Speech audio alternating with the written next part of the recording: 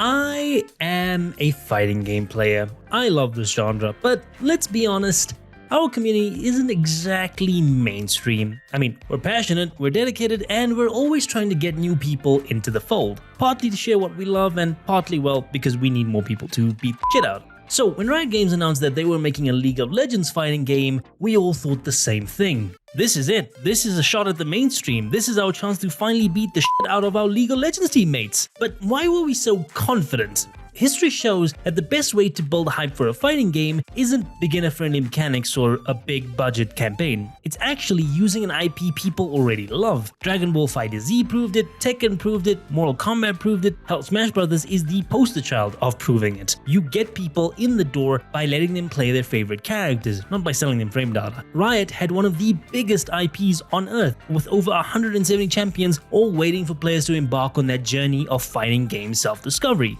The initial reveal, back when it was called Project L, which honestly is a better name, felt like the next big thing. It was a free-to-play model which had only really worked for Brawlhalla, but we trusted the process because the developers at Radiant were proven fighting game nerds. I mean, we love the Cannon brothers, and the game itself just looked stunning. It had a gorgeous anime art style, a soundtrack that was impossibly cool, and the core gameplay so good you could get lost in it for hours. The foundation was solid. We thought this was the beginning of a new era of fighting games.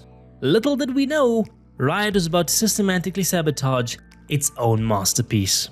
This is starward Crusader. Like and subscribe, and let's get into it.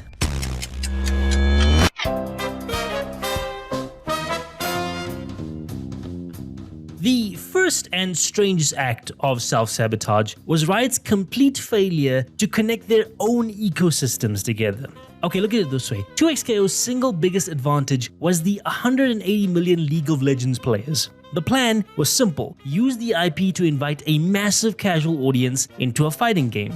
But Riot, for reasons I still don't understand, barely tried. They never offered exclusive league skins as rewards for playing 2XKO, no incentives, no meaningful cross-promotion, no play one match of 2XKO and get a fist bump Warden League. Literally zero effort to pull their already existing player base into another one of their games. I mean, many people reported having no idea the game even launched months after it launched. I mean, this is baffling coming from the company that made Arcane, one of the biggest animated series in the world, that promoted the most watched esports on the planet. I mean, these are literally the things you could have leveraged to make people want to play your game. And yeah, you could say this game's trailers have millions of views and they are doing the job, but those were artificially inflated by being run as ads. It's a very fake type of hype. In the fighting game community, real growth comes from word of mouth and community trust, not the kind of aggressive ad saturation that turned Raid Shadow Legends into a punchline. You need people and content creators to talk about the game, and the lack of marketing is not making any of that happen, in my opinion.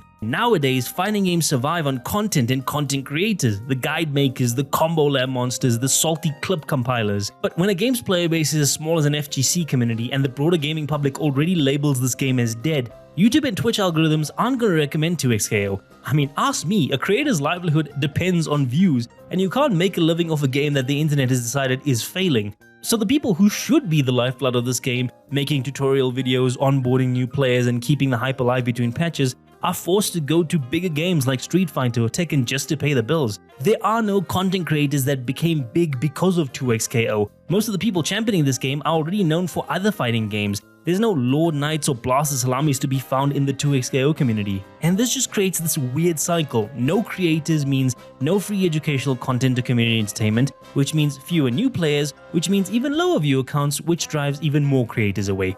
Riot didn't just fail at marketing this game, they failed to create an environment where the community could market for them too, and I think this is one of its biggest failures.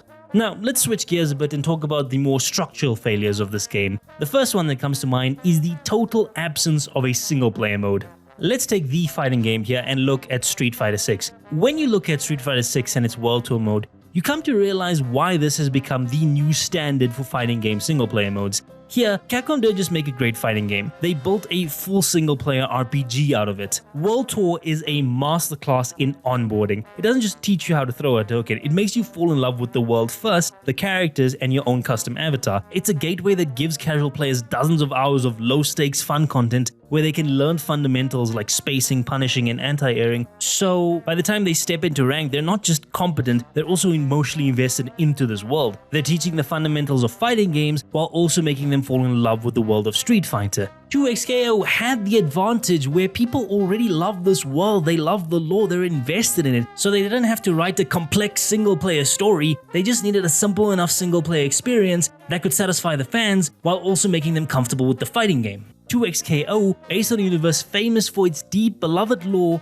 launched with nothing. No arcade mode, no story mode, no open world exploration of Zorn or Piltover, just a cold hard, here's training mode, now go online and get demolished. There's no onboarding whatsoever. That's a brick wall. You can't invite 180 million League players to a party and then have absolutely nothing for them to do if they don't want to immediately get punched in the face. I know it's a live service, but you need an onboarding experience, and that's where you typically find the arcade mode or the world tour. You need these experiences to ease new players into your fighting game while also making them fall in love with the world. And honestly, there's just nothing here. Then there was the free-to-play live service aspect of it. Look guys, I held my breath, I hoped it would be the golden ticket to accessibility, but instead it fell into the same trap that many live services games set. A monetization system that everyone called predatory, with expensive skin bundles that often require you to buy more currency than the item actually costs. It is typical live service behavior. And honestly, because of this game, I've come to believe that the free-to-play model and fighting games are just fundamentally incompatible. I mean, think of it this way. A live service shooter can pump out a new gun skin, a new weapon charm, a new hat every single week, and the core gameplay stays the same. But a fighting game character is an incredibly complex multi-year investment of design, balance, animation, voice work, you name it. Each new character has to be tested against the entire existing roster to make sure it doesn't break the game. The live service model demands a new character every single month to keep battle passes selling and hype cycles moving. But fighting game characters and development is an art form. It cannot be rushed like these live service games without creating a buggy, confused mess. This conflict between speed of a service and the craft of a fighter means the model will always lead to one of three things. Either you have a burnt-out development team, a broken competitive meta, or a disappointed player base that feels that the content is way too slow. And in 2XKO's case, it is definitely the last one, because man, we have more skins than we have characters.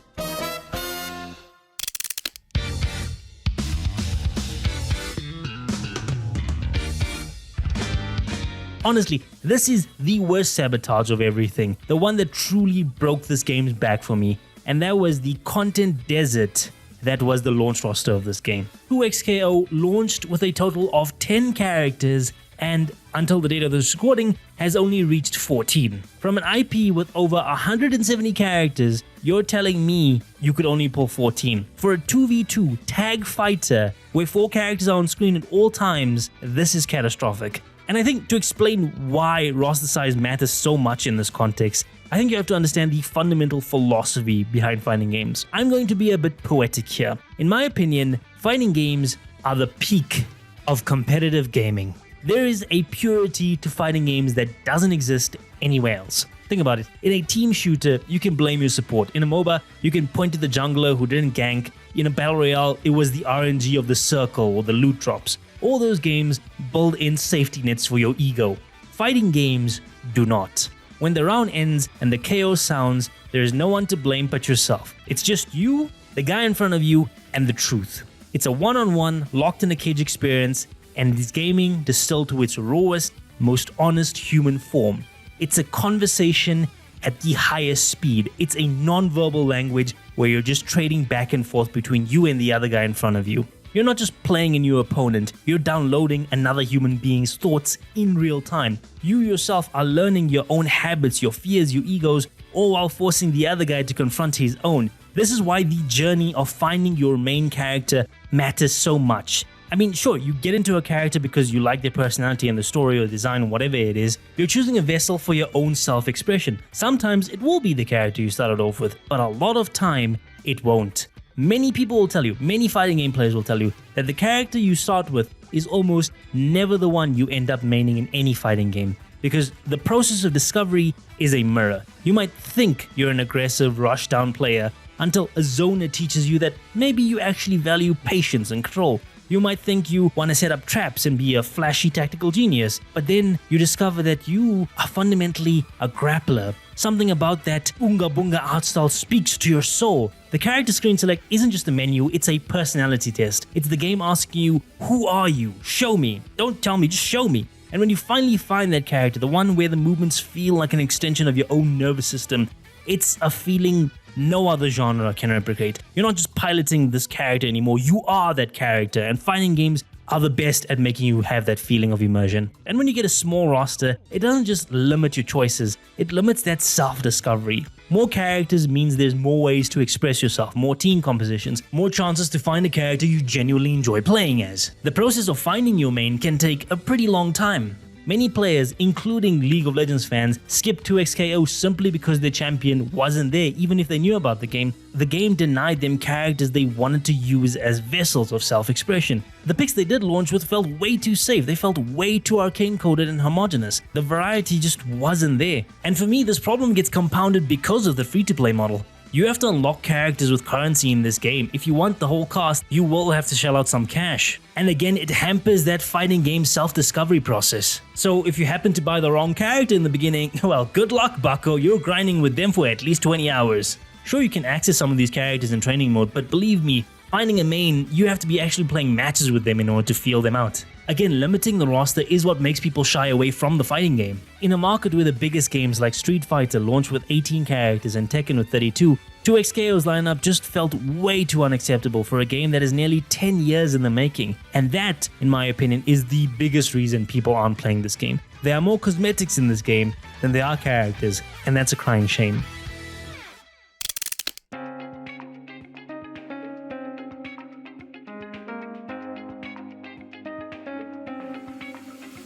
Normally, when you put a big company's name behind a product, it helps that product. But Riot's name did not do that. It created some impossible standards for 2xKO. Many people said, this should be the Valorant of fighting games, this should dominate EVO, this should bring League players into the FGC. It was a huge burden for 2xKO, and as niche as the fighting game genre is, there is a reason why it is that way. This genre is entrenched in legacy franchises, brutal player retention, steep learning curves, and lower long-term player count. 2xKO may have actually performed fine by normal fighting game standards, but Riot wasn't aiming for fine, they were aiming for another forever game, and the gap between their expectations and reality is what's the real problem here. And I think the culmination of all these failures was the final self-inflicted death blow in early 2026. Just 3 weeks after the console launch, Riot laid off nearly half of the development team, including key leads, stating the game failed to generate enough momentum. This single act was a self-fulfilling prophecy. Even people who liked the game started wondering, is this game already dying? Should I invest into learning it? Will Riot really abandon it? And once a live service game gets that label dead, recovering public perception becomes incredibly hard. I mean, the announcement may have made financial sense internally, but externally it looked catastrophic to the audience. But despite all of these things, I honestly don't think this game is dead. It's just been forced back into a more grassroots level. And in a strange way, I think that's where it's always belonged. Strip away the failed corporate ambition, the shadow of arcane level expectations, and the pressure of becoming a billion-dollar forever game, and what do you have left? A fundamentally very good fighting game. The mechanics are brilliant, the netcode is black magic. The core conversation between two players is still there waiting to be had. You can still find your main, you can still play mind games, you can still get lost in the lab for hours. The difference is the full weight of the League marketing machine isn't behind it anymore. It has to build itself up the hard way. It has to slowly expand its cast to the 170 League characters. It has to come from the ground up just like cult classic fighting games before it. It has to follow the path of Skullgirls, a game that survived for over a decade through sheer artistic vision and devoted community. It has to be like Melty Blood, a series that lived in university arcades and cramped tournament backrooms for years, kept alive by fans who championed it. Not because it was popular, but because they saw its soul. 2xKO needs to find that now. It needs a community willing to fight for it, run local brackets, make tutorial content, and drag fans into the folds purely because they love the game itself, not the hype surrounding it. Problem is though, and it's a terrifying one, that this process takes a very, very long time. Skullgirls wasn't built in the fiscal quarter. Guilty Gear took 20 years to reach 5 million copies. These games were built by generations of players. And this brings us to the final unanswered question, which is less about the game's quality and more about the corporate psychology. Riot spent nearly 10 years and an untold amount of money on this project, only to see it fall short of their widely inflated expectations. For a company that size, a smaller dedicated game that slowly breaks even or makes a small profit over 10 years can look worse on a spreadsheet than a game they simply kill outright. There's a very real danger that the bigwigs at Riot see 2XKO not as this garden to cultivate, but as this wound you cut off. I mean, why nurture a niche fighting game back to health when you can put those developers on a new league skin that makes $1 million in that day? Does Riot have the patience to see this as a marathon, not a sprint? After publicly shrinking the team, after all the optics failures, will this corporate giant let a niche product slowly blossom into its own, to let this fighting game bloom and let it become its own giant? Or will they see a graph that isn't moving fast enough and pull the plug before this game ever gets the chance to fully fly? The ball isn't in the community's court, it's in Riot's. And we're all just waiting to see if they let us play the long game.